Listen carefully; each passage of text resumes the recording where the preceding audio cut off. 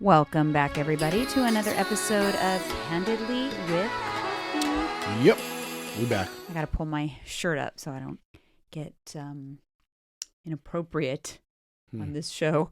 This top is strapless, so it drops.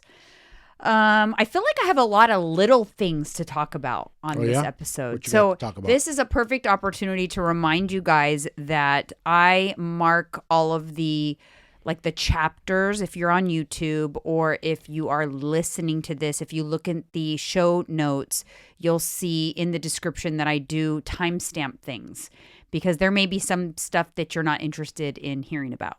That's pretty cool. You could do that. Yeah. So I feel like I have a lot of little things to go over. So I wanted to make sure and remind you guys of that. So hopefully you're liking that.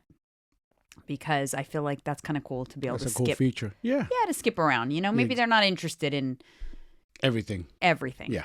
The pop culture stuff. Yeah. And stuff. But I like to talk a little bit about everything. I don't want to be like in a hole. No. It's fun to know what's going on in life. A little bit, you know, a little snippets. You got to have a little entertainment in your life, yes. A little drama. Little snippets a little, not always has to be real news, just, pop culture stuff. Yeah, for sure. So, last we left you, my parents, did we talk about this yet? Or my parents had obviously my mom passed away, but my dad wanted to celebrate their 59th wedding anniversary. That's so sweet. So, well, he didn't want to he wanted to acknowledge it, but he didn't know we were going to celebrate. It's just a random day. Yeah. He was sleeping, in the middle of the day, as he sleeps a lot these days. And, we all planned, my brothers and sisters planned to be there and have lunch with him and just talk about my mom and their wedding and things like that. Yeah. I remember I was in his room and kept waiting for him to wake up, and I just stood over him, and he opened his eyes. I'm like, happy anniversary. Yeah. Wow. I think he was happy that we acknowledged it. That's important to him. 59 years? 59 years. And boy, was it was quite a to-do. My mom came from a well-to-do family. Yeah. And when I look at pictures from their wedding, I'm like, wow, this was a show back then. Right. Yeah. Fancy schmancy. It kind of reminds me of 90 Day Fiance though, because my dad, I was like, Dad, I'm willing to bet that you didn't know any one of these groomsmen. He said, oh no, my mother-in-law picked my groomsmen. Oh, wow. For real? He didn't. Yeah, because he didn't have any. He didn't really know many people here. Yeah, you're right. But he said it was not only the talk of New Bedford, Massachusetts, but it was the talk of the island. Norbert went to the U.S. and he married into a wealthy family. Now, let me ask you something. I don't know if you know the answers. How the hell did this get word back to the islands? This is the Portuguese community. I mean, I can talk crap about my own people, right? Okay. So how do you guys relay information? They are just gossipers. What year? They wrote letters. I was going to say, because no phones, right? Was there phones? There were phones, but they wrote letters. Letters were the thing. Gossiped. I remember my mom would get letters from my grandmother filled with gossip. The letters. But so you're saying Portuguese community gossip a lot. You guys are chismosos. Yeah, it's gossip. Gossip. I've heard that and too. Keeping up with the Joneses and oh man, yeah. So I can only imagine. But anyways, it was nice. Okay. We reminisced. We actually even played. So my dad, on the way to the ceremony, was being driven by a driver to the ceremony. The chauffeur turned on the radio and he said, "Oh, this song is he's talking to you. This is about a wedding day." And it was a song from Danny Williams called White on White. Uh-huh. And if you listen to the words, it's exactly like my parents. They met, it said my one true love, I met her when she was 13. And that's when my dad met my mom, when she was 13. Wow. It's just really crazy. And they loved that song. That was their song because that played on their wedding and it was symbolic. So we played it. We played it yesterday while we were having lunch. It was nice. It was really nice. It was bittersweet, but it was nice. What a story, huh? Your father came here on a boat from Portugal, didn't know nobody, meet your mother, and they create 4 of you guys. You know what I'm saying? Now there's grandkids. It's just crazy. Now there's grandkids. There's great grandkids. You know what I'm saying? The family went from 2 people, lovebirds, to, I know, and they have such a story. And like, yes. I feel like people don't really have stories like that anymore. No. Like, my kids aren't going to have a story like that. No. They're not going to have we met at the gym. Yeah, and I'm divorced. I don't have this like 59-year love story. Well, we might get pretty far though. We might. We'll see. Yeah. We'll see how many we years. Might make it to like 40s. But it's just not the same. No, of course not. Different. And that doesn't happen anymore. And it's sad because that kind of true love, childhood love, it just doesn't. It's unheard of. Yeah, and my dad. He told me this a couple of days ago. We were talking about his anniversary coming up, and he said we would have never divorced. He said, like, no matter what, your mother couldn't have done anything that I would have said I'm going to divorce her. Like, I would have never divorced her. Even infidelity, huh? He said nothing. I said nothing. He said no. Anything I would have forgiven because that was my wife for life, for till death do us part, and he took it very seriously. Yes, he did. He's yes. And I think that's what's different. I feel like, look, I am divorced, so I did get divorced, but I have a different perspective on it. I do have that. I have more of that feeling towards our marriage now. Like, it would take a lot. Like, I feel like you work through things. People make mistakes. Things aren't always perfect. No. But you have to lead with the thought of, through thick and thin, we can get through anything. You have to lead with that. If you lead with, well, if my spouse ever did this, I would leave him. If he ever did that, I would leave him. It's almost like a self-fulfilling prophecy. Yeah. Yeah. And I'm not saying that it's impossible, but I'm saying that it increases your chances, I think, of staying married and then having the story when you're older, having the story and being like, man, we went through hell and back and we pushed. I'm glad we pushed through. Yes. I mean, because I can say that about us now. We've been through a lot of things, yes, and I'm glad each and every one of those things, I'm glad we pushed through. Yeah. Crazy. So we'd be in denial to think that, okay, we're not going to go through anything else. Our marriage is going to just be perfect from here on out. No, you have to just think about it like you got to get to the other side. Yeah. Yeah. And don't give up. Fight. Yeah. You know what I'm saying? Don't just throw in the towel. A lot of people, I think, throw in the towel and they're like, I'm done. I'm tapped. I understand. There's a point of, that's it. It's over. Yeah, there is. But I think that people just spend a lot of time thinking about, well, if my spouse ever did this, I would leave. I never even think that. You know what it doesn't I mean? even cross my mind. I think it's important to do that, to think that way. Think which way? To not like put those things out there and like yes, all the things that would cause you to leave. Like, no, I think there's no reason for that. I think it's important to set your mind on success, not failure. Well, I think it's like, let's just kind of like go through life together. Yeah. The good, the bad, and that's what the vows are, right? Sickness and health. Yeah. Good times and bad times. Yes. It literally says Pretty that in much, the vows. The good times, the bad times, the sickness, the health, the turmoil, and I think that you can do that as long as you made a good decision leading up to getting married. Yeah. And married the right person. Yeah. And that comes with like, wait a little bit. Don't get married so young because you'll make better decision on like, okay, is this person a match for me? Yeah, you're right. The problem is a lot of people, they marry the wrong person. Yeah. It's not that they made a mistake. It's just the wrong person.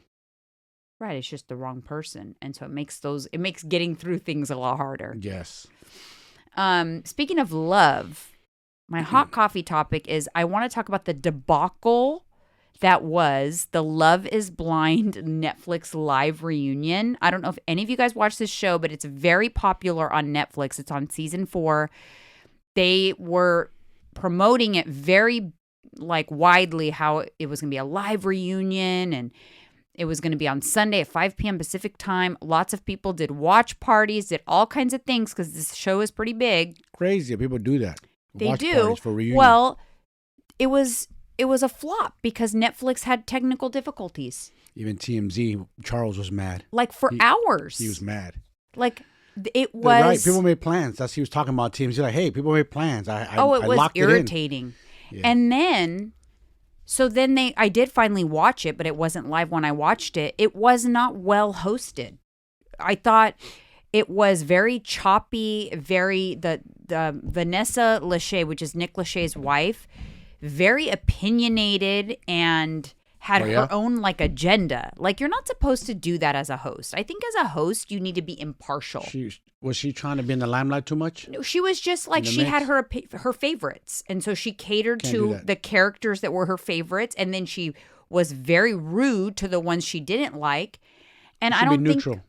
You should be neutral. I don't think that's appropriate as a host. Yeah. I think like Andy Cohen for Housewives. You guys know I love the Housewives.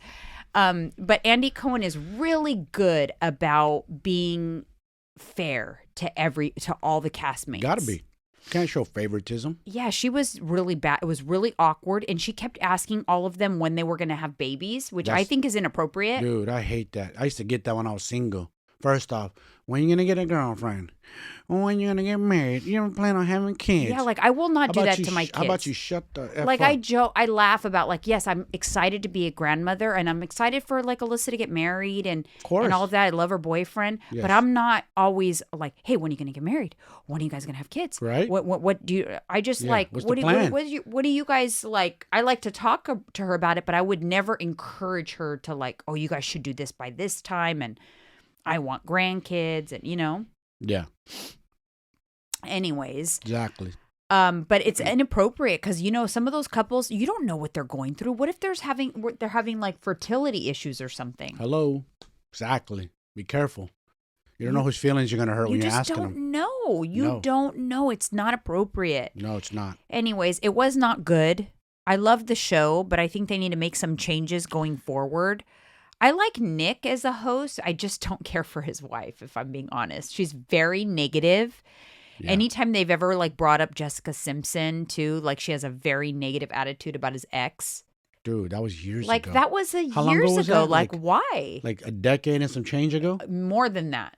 Like what? More than that, like 20 years ago. Oh, dude. It was a very long time ago. And she's insecure? Or she's very insecure and weird her? About Jessica. Wow. I don't know. It's I'd be like, weird. babe. Confidence here, security. What are you doing? I've been away from my ex for years. Like I don't even talk about her. I know. So, anyways, that's how I feel about that. I'm sure. Let me know if you guys comment. If you guys were irritated too. If you guys watch Love Is Blind, and if you don't watch Love Is Blind, watch it. Like there's 4 seasons. They're really good. The first one was a huge hit because it came out during the pandemic. Yeah. And so people got really into it. But the show is it's a huge hit. It's entertaining for sure. But yeah, that's what we need sometimes. Entertainment, some mindless TV, right? Mindless TV, Can't like we talked serious. about on the last episode. That's what's getting my dad through this difficult time, transitional time for him. Mindless TV. TV can be bad for you if you abuse it. I guess like anything, if you watch too much of it. Yeah. But still good to have it. Yeah, let for the mind sure. wind down. And speaking of TV, a little Scandavol update. I just want to put my thoughts out on the whole Vanderpump Rules thing because I've heard some rumblings and I have just like my own internal feeling about something. So just to recap, the Vanderpump Rules thing is, I'm sure you guys have heard it, even if you don't watch the show. It's where Tom Sandoval was with his girlfriend for 9 years. They had a best friend, basically one of his girlfriend's best friends, and he was having an affair with her for 7 months. And it's caused a real big drama in their friend group and on the show. This girl, Raquel, that had the affair with him, she's always played really innocent and sweet and whatever, right? Be aware of those types. Well, I think there might be even another drama unfolding. I noticed she broke up with one of the other castmates sometime last season. And during that breakup, she moved in with her friend Sheena, which is another character on the show, who was her boyfriend at the time. Now it's her husband. He lived with them too. It was their little family. This girl moved in with them. And I've noticed on the show, I find him to be a little flirtatious with the other girls, a little touchy, like in the background. I sometimes see him. It seems to be his personality. So I thought, that's interesting. And this Raquel girl, who now we know is not trustworthy, lived with them for a while. I hope that there was not an issue there. I literally thought this. So what did I do? The plot thickens. I went to TikTok and I simply put in his name, which is Brock, and Raquel in TikTok. Because I know that TikTok investigators, if anyone had the same idea, they would have posted something about it on TikTok. Yeah. Sure enough, there's tons of videos about it. No way. Yeah, saying that supposedly there's been people who send DMs, like anonymous DMs, saying they've spotted Raquel and him in a gym parking lot making out in a car. And several times they've been spotted. And so they put together all this footage and videos where there's a little bit of suspicion there that he may have video evidence possibly lingering out there? Maybe. Whoa. Somebody has that in their back pocket. There's more to the Scandavol. Damn. And I think that it's going to come out. So, where there's smoke, there's fire. That's what I always say. And she kissed another dude on that show, right? That's yes. married. She's like running through all the friends. Damn. All the men.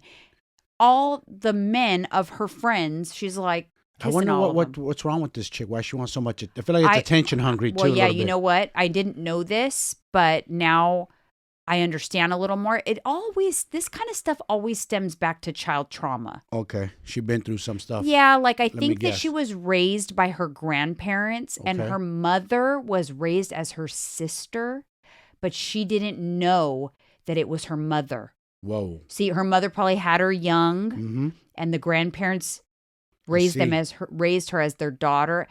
She probably doesn't have a father in her life, Yep. There's a little bit of stuff there. To unpack. When someone tells me that a girl doesn't have a father in her life, that makes a lot of sense right there. Just that alone. I hate to say it, but it's a quintessential, classical stripper story. I didn't raise myself with no father. Issues. Daddy issues, no father. And it's true, though, because you don't have a man to direct you in the right way or tell you to stay away from these kind of guys. You know what I'm saying? Yeah. And tough. I don't know. It'll be interesting to see if she's going to come back to the show or... I feel like for whatever reason, when this kind of stuff happens, everyone forgives the man faster. So like Tom Sandoval, he will recover. My prediction, but she might get completely ostracized. I don't think that the girls will ever let her in. If this comes to light. Oh, and the it's new true. one. Didn't this girl just recently get married too? Yeah, they just got married. She was a bridesmaid in the wedding. Oh man, that's bad. I feel like. Well, how would you feel? I'm gonna ask you that. If you were in those shoes, this was lingering. Oh my God! She's got to. If you know, she's got to know. It's unforgivable. She's got to know too. Oh yeah, the rumblings are out there. She's got to know. So they're going to have to address it. Hopefully for them, if it's true, there's no evidence and they can kind of just deny it. But if it and get through it, work past it. Yeah. But if there's evidence that comes out, apparently he drunkenly admitted it to his friends. He's probably bragging. Right? That's what guys do. They do. And they get loose lips just like chicks when they drink. Yes. So he's probably bragging a little bit that he hooked up with her or whatever. And homegirl's feeling me. She's all over me, guys. I don't know what to do, man. Ooh, yeah. And I'm going to put up a picture. Like when they were like the Three Musketeers for a while when she was living with them. And I don't know. I just feel like, interesting. Almost reminds me of another girl in the beginning of that show years ago. She was a kind of a homie hopper. It was his ex, Tom Sandoval's ex. Yeah, Kristen. That girl. Yes. That's another one. And she banged his friend James on the couch in his apartment, I believe. Oh, Jax. Yes. There you go. Yeah, so this show has always been like this. These chicks But here's the difference, though. That was like over a decade ago. They're all older now. You know what I mean? They went into like a new... Yeah, they were young. You're right. Now 20s. They're career people. They bought homes. They created homes with their significant others. True. They're not bartenders like, little kid servers no more. Yeah, come on. Tom Sandoval's 40. But they're 40. But he wants to be like he's 20 years old. When I'm watching like that show. 20s. Yeah. Anyways, okay, moving on from that. But that's funny. Let's just see what happens. I have a feeling that Brock might have some splaining to do. Brock is Sheena's husband that I think he may have hooked up with Raquel. It's possible. Damn. It's possible. What do you always say? Your favorite saying? Where there's smoke, there's fire. Yes. All right, moving on. You sent me a video, and I wanted to put this out there as a PSA because I think this is a great idea. You guys, there's these scams going around with the artificial intelligence stuff where it literally duplicates your loved one's voice. To a T. So, like, for example, I could get a call right now that's Alyssa talking to me. It's her voice. It's sounds exactly like her, and she could be telling me that she's being held at gunpoint. She's been kidnapped. She's crying, sobbing. Whatever it may be, but it's her, and we can have a conversation, and it can be all in her voice. So I 100% might think it's her. It might even come through from her phone number, and it's not her. It's a scam. It's a scam that they're doing to get money out of people. In fact, we experienced it somewhat. Your sister received a call that she said it was your voice, and it sounded like a recording that was coming from jail and that you needed to be bailed out. Yeah. So she immediately hung up, called me, and I said, no, he's fine. It must be a scam. He's fine. Yeah, the jailhouse scam? Yeah. That's true. That was going around for a while. But now this is more intricate than that. So way more. Here's the PSA. The PSA is, and we're going to do this. Yes. Create a safe word with your family that if something ever happens, that you will refer to you will use the code word so that they know that it's real. Yep. So like if I ever call you, and you'll say like, babe, safe word, and I'll tell you the word. And if I don't know it, it's a scam. It's a scam. Create a safe word with your family, with your kids, with your parents. Warn your elderly parents. Warn them because they prey on the elderly. Yes, they do. Big time. Yes. Big time.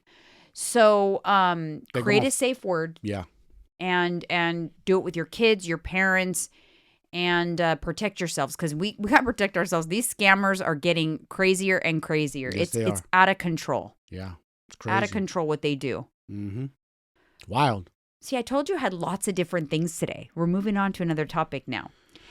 I saw a TikTok video. This is where I get a lot of my news, you guys, but I could not believe this, and I am so glad I am not a resident of Australia. Australia is passing a regulation that before you get any cosmetic procedures, you have to get a referral from your general practitioner. That includes Botox and fillers.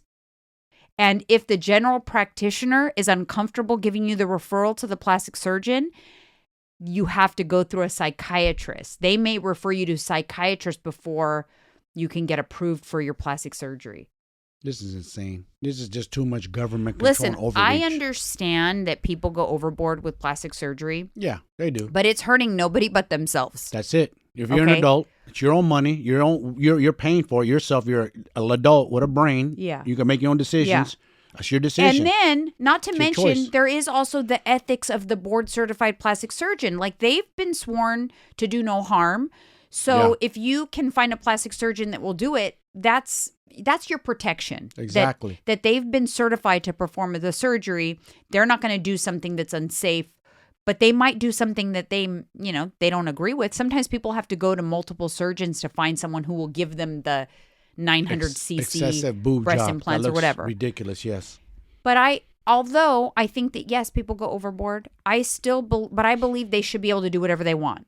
Like if I want a tattoo across my face, I'm an adult, I should be able to get a tattoo across my face. That's exactly. So do we have to go to, or not us Americans, this is but Australia. do Australians, and they're heavily into tattoos too. Do they have to here's go the thing. This is what that kind of stuff leads to. It does. You allow this, and then what else does it change? Yep. That's typical government. Now I have to get approval to get braces for my teeth. I got to get approval to get veneers. I got to get approval to get contact lenses. I mean, it's kind of ridiculous. It just sounds like a money grab as always. It always sounds like a money grab. Even Botox. Even like your every 4 week or like 3 month touch-ups on your Botox, you have to get a referral from your doctor. That's going to clog up the system for stupid stuff. Yeah. It's going to mess with their business too. You don't think they're pissed? Plastic surgeons are pissed. You know what they'll do? They should band together, class action lawsuit. They'll loophole it. They will employ general practitioners in their practice. That's what I think. Yep. They'll have the general practitioners in their practice to do the quick referrals. Mm-hmm. But it's a pain in the ass. And I just don't agree with that kind of stuff. I don't agree with any of that kind of stuff, honestly. I feel like I know some things are to protect people, but I feel like if you're an adult, things that do not harm others, they should not be regulated. I also think like if you're an adult and you want to if you want to do steroids and think like that, like that's on you. I know. You know what's crazy though is people get so bothered. Guys do too for some reason. They love to call out other dudes that are possibly on steroids, TRT. Like, what do you care, bro? It's not your body. It doesn't bother. What do you care though? Because they look good and you don't, so you're mad at that. So who cares though? And do they really care? Because people will say like, oh, because it's not healthy or whatever. Let me just get this straight real quick. Somebody is not caring because they're concerned about your health. They're just caring because they are nosy Karens. Yes. Or jealous or whatever. Yep. Or controlling. And they're one of those people that feels like everybody should do as they do. Yes. Think the way they do. And I'm not saying I agree with these things. I'm just saying it's not my business.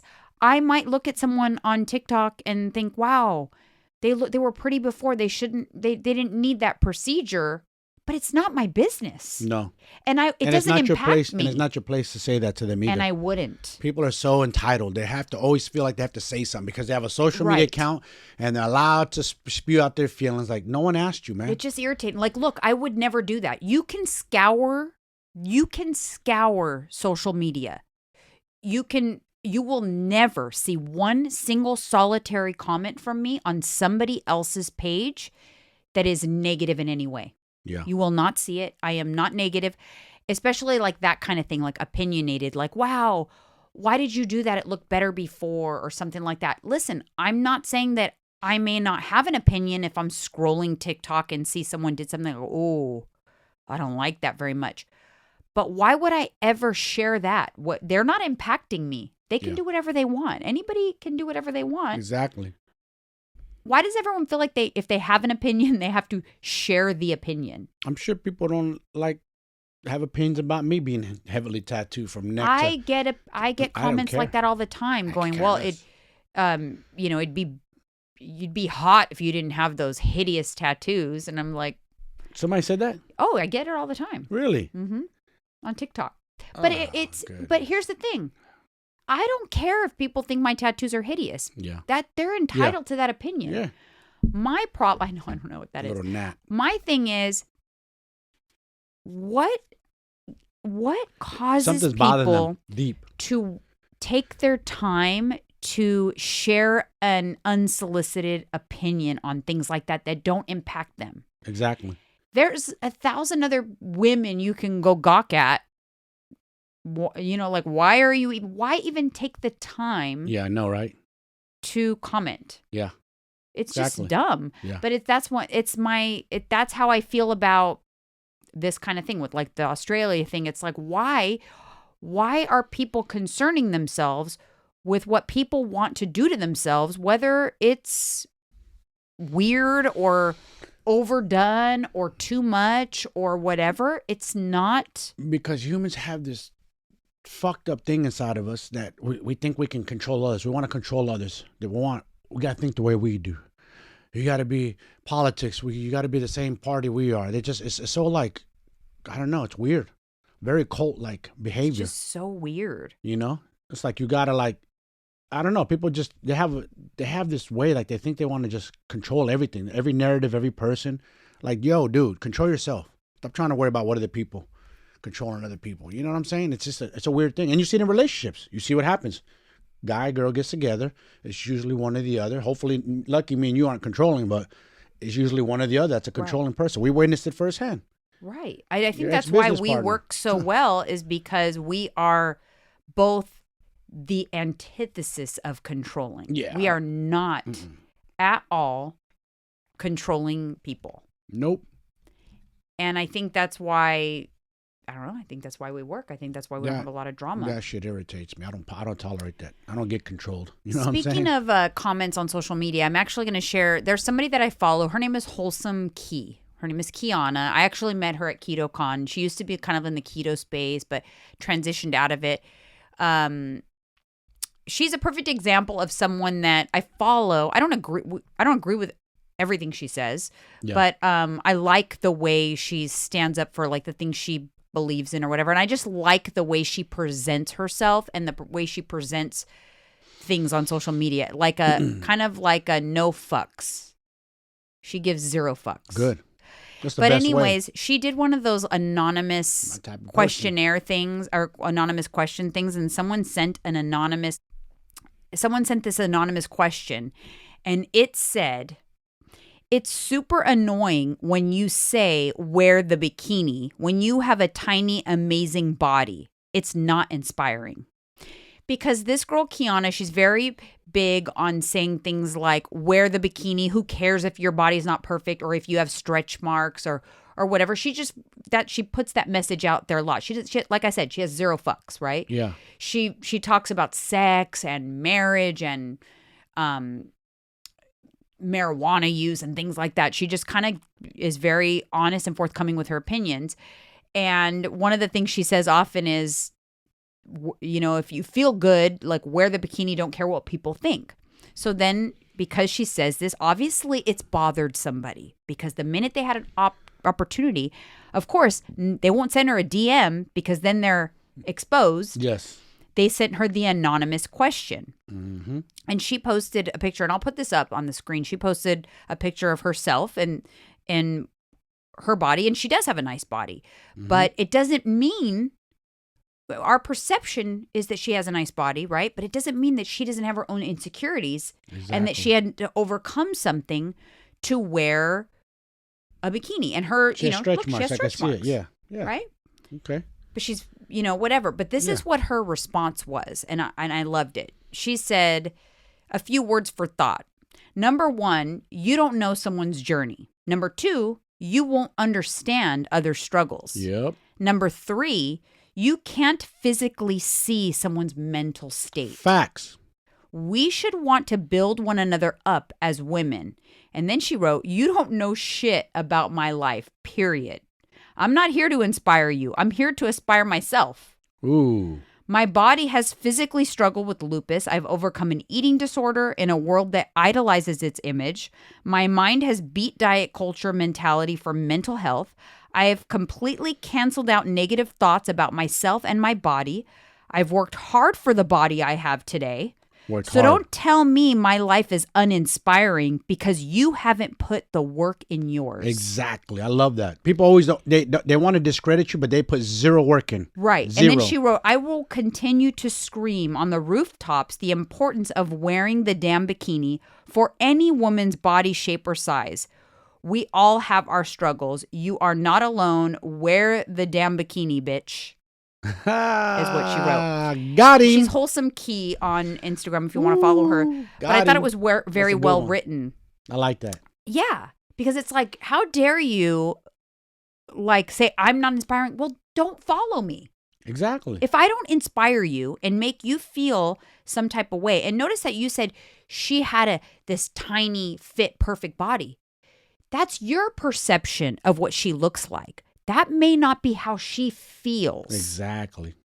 Okay? I know, because you're your own worst critic. Mm-hmm. So that's your perception, but she might not feel like, and most likely doesn't feel like, I have a tiny, perfect body. Right. I'm sure people think that about me sometimes. I do not feel like I have a tiny, perfect body. And that's okay. It's okay for me to feel however I want to feel. Yep. It's your body. Only you know how you feel. No one can tell you how you feel. That's the problem of, again, what people think and they know. You don't know. It's not your body. You can't assume. And here's the thing. And I think people automatically think that okay, so if I say, because I've said that before too, wear the shorts. I have stretch marks and cellulite and all the things. And so I've said that same thing that she said before, hey, wear the shorts. Don't worry if you have a little cellulite on your legs. Who cares? Yeah. Everybody's imperfect, whatever. But then people will say oh, well, coming from you, that's easy for you to say. And it's annoying. It is annoying. And I want people to understand, because if you see someone and think, I don't look like them, so I can't wear the shorts, but she can wear the shorts. It's not about that. And it's not everybody has to look the same. And a fit and healthy body, They come in all shapes and sizes. Yes, they do. It's not all one size fits all. I think people assume sometimes too. They'll think I only think people are fit and healthy and look good if they are my size and shape. Couldn't be further from the truth. Nope. Fake news. everybody is different. We're built different. Everybody's built different. But it's just it's annoying because that's pretty common. It's like I don't know. It's too bad. It's too bad women tear each other down though. Like right. A lot. Right. You hear it, you see it, even I see it in the comments on social media, like, damn, you ladies are ruthless with each other. Wow. I mean, what, like, do you have to be like busted up to say something like that? Because she is a fit person, she exercises, or she does look good. Or she's plus size. Listen, it's okay to say it if she's plus, I'm right? I'm gonna call it how it is. No, you're right. I'm just saying. You're right. What works for thee ain't good for me. No, that's the thing. So, like, I could say I'm not allowed to say something like that because I look a certain way. Yep. But what if I've overcome things? What if I used to not ever wear shorts because I had a horrible time with my stretch marks, but now I've overcome that now, and that's something I want to celebrate. That, hey, I wear shorts now. I used to not for many years, and this is true. I wear shorts now because I don't give a fuck if I have stretch marks. Who cares? But I can't celebrate that because I'm too thin. I'm too fit because I work on myself, because I take pride. Because you put in the work. Right. You get up. So I can't celebrate that I've had that I've overcome that. That was a big thing for me when I stepped on stage competing. I bet. Because I had that moment. I remember when I broke down after I had Tyler, and I had purple stretch marks down to my ankles, literally. Man. Down to my ankles. Even on my lower legs had stretch marks. They're still there. They're just pearly white. But I remember thinking to myself, I will never wear shorts again. I looked in the mirror. I had these mirrored closet doors, and I looked in the mirror, and I was just like, oh my God, I'm going to have to wear like head to toe clothing at all times. And this was I had him in the hottest summer in 1997, where there was a heat wave. Oh, really? And I was like, oh my God, I can't wear shorts. It was in the hundreds, and my parents didn't have air conditioning. And I was living with them at the time. Oh, it was awful. And I thought to myself, I can't wear shorts. I look hideous. And I cried and cried all by myself. I never even confided in Robert. I never said, like, I cried because I never said a word to him that I was unhappy with my body. Damn. I didn't say anything. I just kept it internally. And I thought to myself, I'll never wear shorts again. And that's why I remember playing it was a Katy Perry song, like Hear Me Roar, leading up to the competition. And stepping on stage for me had nothing to do with winning or anything like that. It had to do with overcoming that. Here I was in a bikini in front of tons of people. Tons of people. You did a big show too for your first one, not a little one. And I didn't care about my stretch marks. I think I was more nervous than you were when you competed. Yeah, and so you don't know. And so you might think like, oh, what does she know that she's super lean and has this perfectly fit body? No, I was overcoming something major. Yeah. Yeah. So just remember that. And I want to know what causes people to type rude things to other people. You know what it is too? When you see something like that, like she's seen this girl's body, she assumed, oh, you're just probably genetically blessed, or you're this. She's making all these things up in her head. Yeah. But little does she know, there's a journey, there's a story behind it. You guys always assume, you see people now, you don't know what it took to get there. You know what I'm saying? Right. It's hard. The food demons are real. That's hard in itself. Yeah. You know? And then the fortitude and the mental discipline it takes to go work out and push yourself and put in the work, that's a whole nother different animal. So, people they're quick to discount you, discount the work you put in. Just like, oh well, you're just genetically blessed, or like I said, you have to look quote unquote what someone perceives to be imperfect in order to make comments like that. Do you know what I'm saying? Yeah.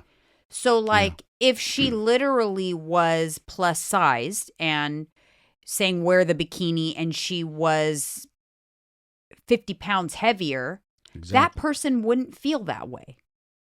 Nope. That's what I said. What I said earlier. Exactly what you just said.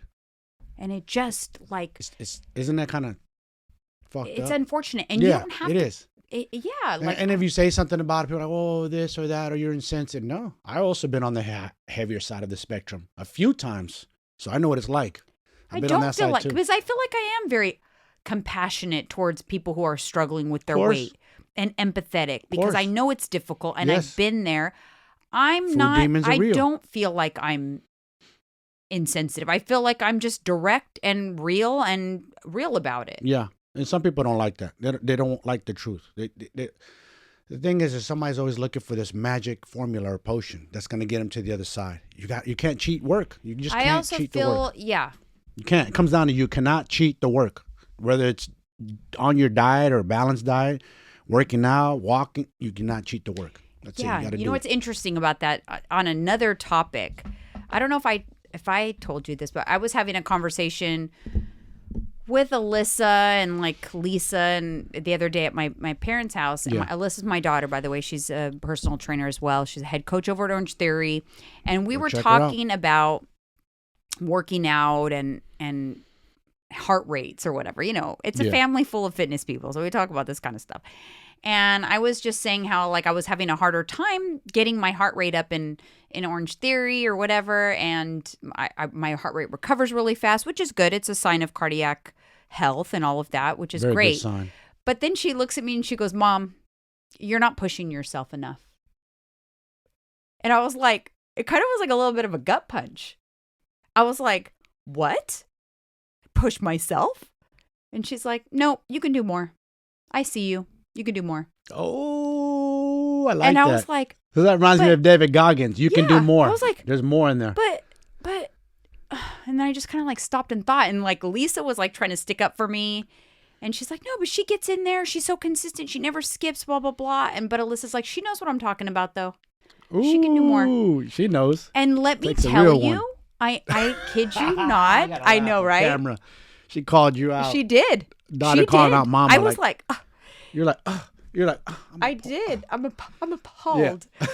I work hard. And she goes, I know you do. And you are consistent. But what I'm telling you is you have more. She sees it. And guess what? So this was last week on my dad's birthday. Yeah. Every class since then, I've had that voice in my head. And she was right. I had another gear. You did? I had another gear. Reminds me of David Goggins. And he says that. We all have another gear. I turned on the other gear. Since I had that conversation, I've not walked it down during base pace. I upped my base pace. She was absolutely right. I had another gear. And guess what? I was looking at my app. Every day, every class I've taken since then, which is about 5 classes now, I've burned 75 to 100 more calories. You guys, so pay attention to what she's telling you. She just gave you a gem. Find a voice that tells you can do more. You can do more. And do more. This reminds me of David Goggins. Yes. He says that people tap out too quick. Yes. And I have that voice in my head. I had that yesterday. I was a little tired, but I pushed. Harder through my workout to the end. Right. I didn't stop. There's times where I'm like, all right, I'm just going to cruise. I tell myself that too. Like, I got more in the tank. Yeah. As long as my body's fueled and rested, I got more. It was one statement that she made.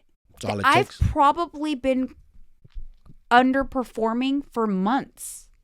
And it took one statement for something to be like, oh shit, she's right. I have another gear. She's a coach. She sees it. And it's the thing I do with my clients, but it just goes to show you coaches need coaches. Coaches need coaches. They do. And because you have to be pushed and you have to ask yourself, are you really doing enough? Yeah. Like, why are you stopping right now? Why aren't you grabbing a heavier weight? It could hurt more. Like, push a little harder. That's okay. Embrace the pain. I think sometimes we're too soft on ourselves. Sometimes. Are you kidding me? You're being nice most of the time. We're just too soft. Way too soft. Listen to my body. But no. No, because your body's telling you to stop. Your body wants you to sit on the couch, eat bonbons, drink soda, eat popcorn, whatever. That's what your body wants to do. That's comfortable. Yeah. Watch TV, be lazy. What happened is I got comfortable. You got comfortable. I got comfortable. It happens. I know.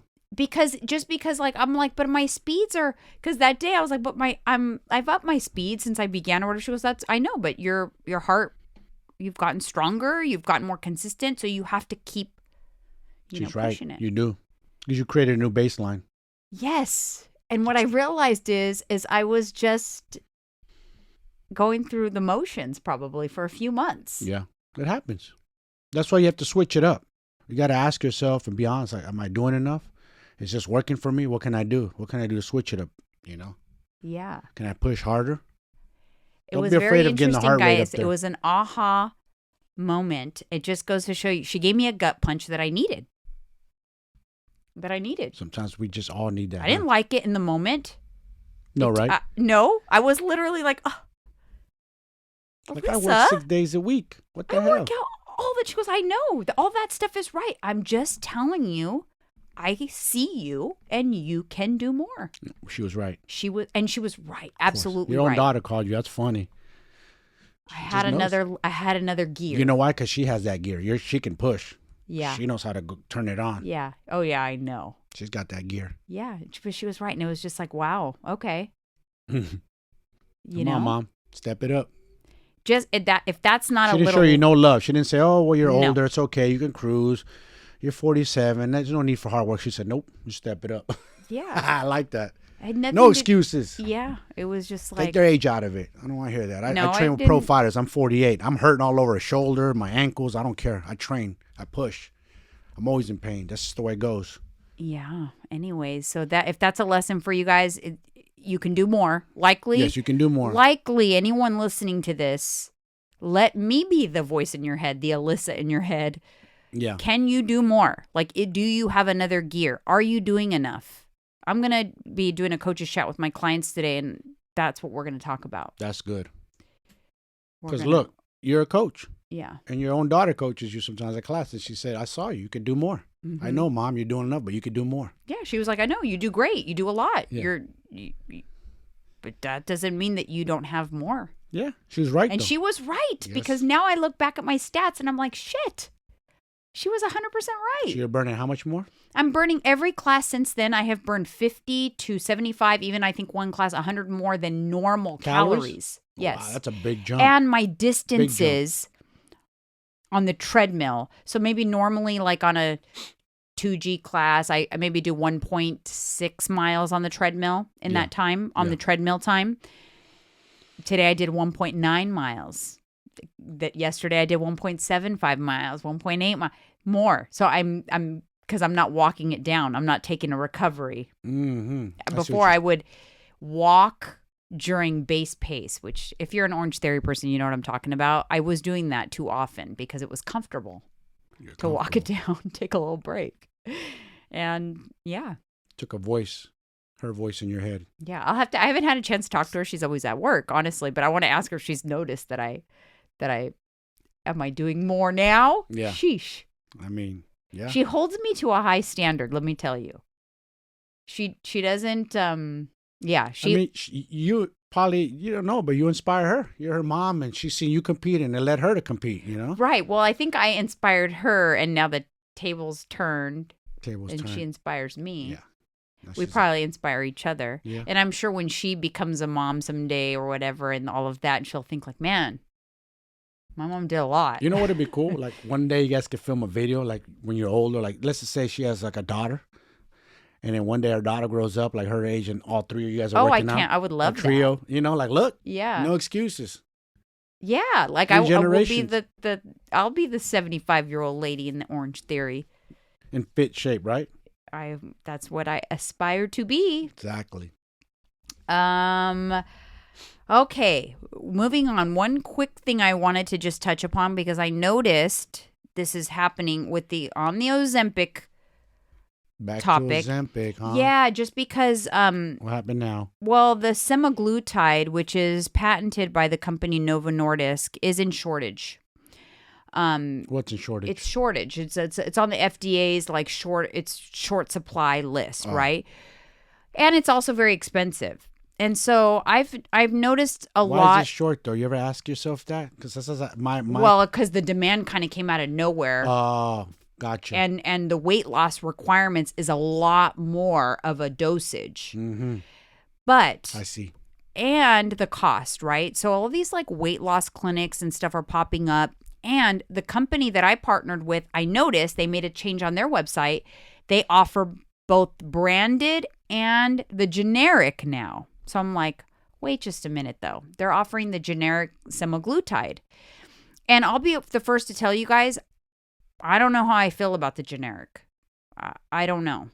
I haven't done a lot of research. Yeah. I think there's some legalities involved there because I thought, did Novo Nordisk, which is the company that holds the patent on semaglutide, have they now authorized this? It's basically called a compound pharmacy, where they take a little bit of the actual ingredient and they add more stuff to it so that they could stretch the supply, kind of thing. Yeah. No, Novo Nordisk has not authorized it for compound usage.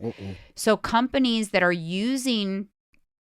saying that they have generic Ozempic, I don't know what they have. Do they have the actual branded semaglutide that they are using a small amount of that, and then they're compounding it with all of the B vitamins, because B vitamins are good for metabolism, and then they throw in some L-carnitine and maybe some appetite suppressant stuff, and then it's not as effective, but it's also like a watered down version, basically. Is what it sounds like to me. Significantly cheaper. Yeah. But I'm gonna be honest with you guys. I know a lot of you are choosing that option. I can't stand behind that option because I don't know enough about it. And I do know this. I did some research. There is no clinical trials on the compound pharmacy version. I was just about to ask you. No clinical trials. So it's like take at your own risk, basically. Yeah, take at your own risk. And the company that I work with, it's not good. Better Wait for Life, they're offering a generic option as well. But I had a client even reach out to me saying, "Hey, I'm gonna go that route." And I just said, "Hey, I do, my discount works for that as well. But just to let you know, I have not researched that. And I don't know, I'm not really comfortable with like saying, hey, get the generic one. It's cheaper. I don't feel comfortable there. I don't know. I feel very comfortable promoting Ozempic, semaglutide. Yes. They've been around since 2008. Very well studied. There's a lot of data behind it. Lots of data. That's important, the data part. Because this thing is new right here, this generic. There's no data behind it. So how can There's no clinical trials. There's no base. Like, how can you know? The company or side effects that holds the patent has issued cease and desists for, because they're not authorizing their patented product to be used in these compound. Because I was talking to like my hairdresser, and she was mentioning the cost because she was someone that's on it or whatever, the cost of it, and that it was a lot cheaper. I'm like, I didn't really say much, but I'm like, ooh, it's probably not. If it's cheap, you guys, it's not. You're not getting what you think you're getting. This is what I always say. Cheaper semaglutide is not cheap. Ain't always better, man. No. So, yeah, I just wanted to make sure that my stance is still the branded. They're well studied. That's what's authorized by the company that holds the patent. Always, when something is good and works, other people, the money grab, will come out of the woodworks. Always. And they'll call it something else. Oh, these are the same things. They're peptides with B vitamins and all this other shit. That stuff hasn't been studied. So proceed with caution on that stuff. Basically, what she's saying is you're on your own. Yeah, I don't know because I don't know. I'm not comfortable. Good. I'm not comfortable backing that up. And here's a perfect example that you're not selling yourself off for $1, because a lot of influencers will say, yeah, it's the best thing ever, and then selling like you did no homework on it, but you're promoting it like crazy. Yeah, in fact, I'm waiting. I actually emailed the company because they just did they sent me an email saying, hey, by the way, we're now offering the generic, and they put a code on there for the generic. I was like, I don't know how I feel about that. So I emailed the company. I haven't heard back. And because I went on the Novo Nordisk website and I took a screen grab where they said their product is not authorized for compound pharmacy, which that's what this stuff is, what the generic semaglutide, that's what it is. It's basically a little bit of semaglutide or something called semaglutide salts. And then they put in all kinds of other stuff, B vitamins and L-carnitine and things like that. I said, what is it in the generic? What can you give me more specifics on this generic? Because semaglutide is not authorized for compound pharmacy. So I'm curious. Yeah. So for now, they still offer the branded stuff, but for now I took off the my link from my bio because I wanted to just kind of get a little more information. I just don't know. I don't feel comfortable. I don't know. They just kind of did a bait and switch. Okay, great. They still offer the branded. Yeah. But now people of course, they're going to pick the generic. It's significantly cheaper, almost 50% cheaper. And let me tell you something. Americans always looking for deals and cheaper. That's just the American way.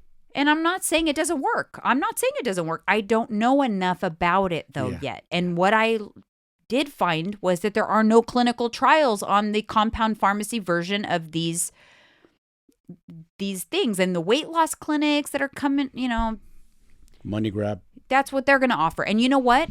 This is what I think. They're going to get all sued. This is what I think is probably will happen. These clinics will kind of like glaze over that part.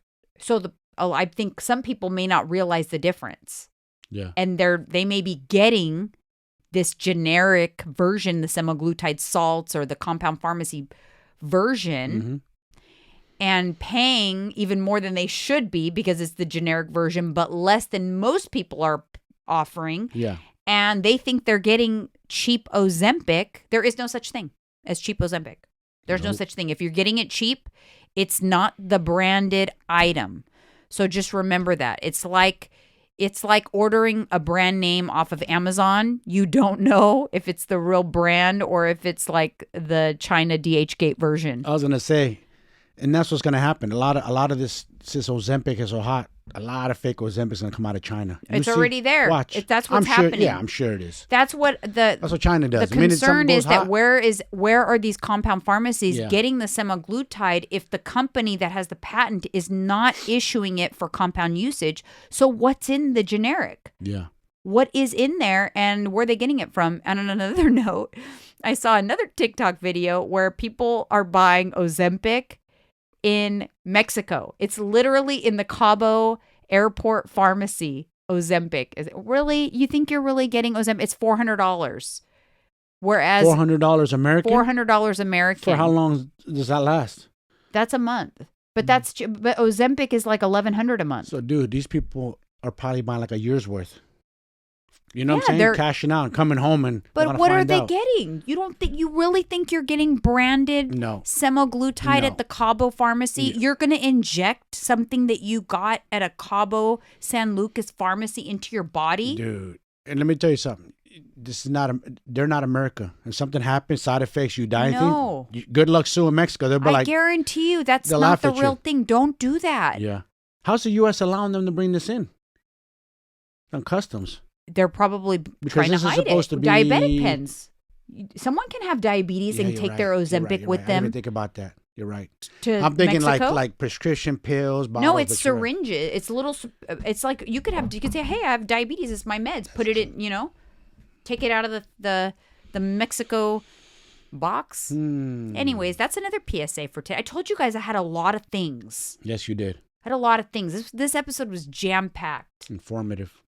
So hopefully you guys enjoyed it.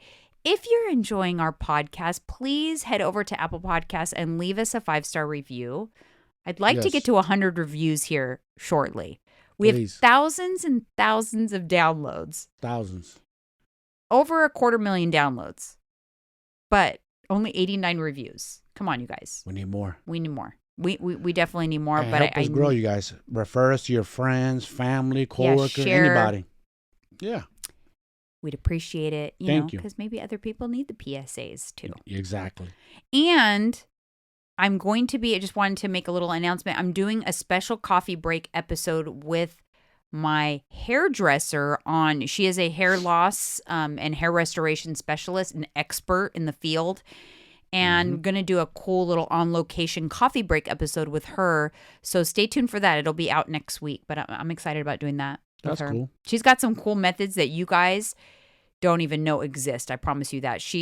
Her salon's called A Visionary Salon. She's always been a visionary. I like that name. She had hair extensions here in the Bay Area before hair extensions were a thing. She was ahead of the game. Yes. Damn. I got my first hair extensions 18 years ago from her. Wow. And it was not a thing. People would fly to her from all over because nobody did hair. Only celebrities had hair extensions. She must have learned from somebody, huh?